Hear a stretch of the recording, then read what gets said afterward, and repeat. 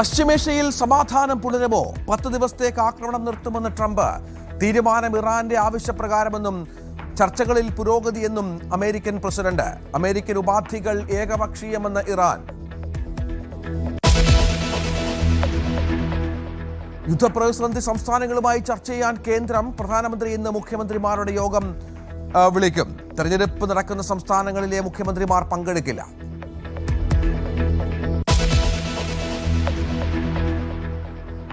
സ്ഥാനാർത്ഥിത്വം പൂർണ്ണമായതോടെ സംസ്ഥാനം തെരഞ്ഞെടുപ്പ് ആവേശത്തിലേക്ക്. വിവിധ മണ്ഡലങ്ങളിലേക്ക് കൂടുതൽ നേതാക്കൾ. മുഖ്യമന്ത്രി ഇന്ന് തൃശൂരിൽ, പ്രതിപക്ഷ നേതാവിന്റെ റോഡ് ഷോ തിരുവനന്തപുരത്ത്, പ്രധാനമന്ത്രി മറ്റന്നാൾ കേരളത്തിൽ.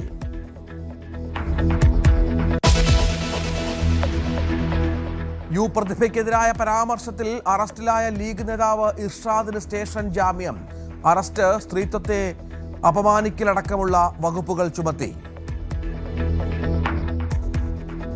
ബി ഗോപാലകൃഷ്ണന്റെ മതവിദ്വേഷ കേസ് ഹൈക്കോടതിയിൽ പരിഗണിക്കുന്നത്. KSU തൃശൂർ ജില്ലാ പ്രസിഡന്റ് ഗോകുൽ നൽകിയ ഹർജി.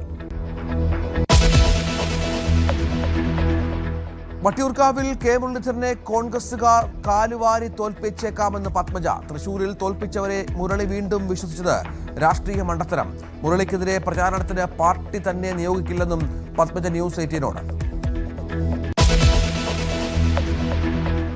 സംസ്ഥാനത്തെ സ്വകാര്യ ആശുപത്രികളിലെ നഴ്സുമാർ ഇന്നു മുതൽ സമരത്തിലേക്ക്. മധ്യസ്ഥ ചർച്ചകൾ പരാജയം. ഇന്ന് ധാരണയിലാകാനുള്ളത് 21 മാനേജ്മെന്റുകളുമായെന്ന് യുണൈറ്റഡ് നഴ്സസ് അസോസിയേഷൻ.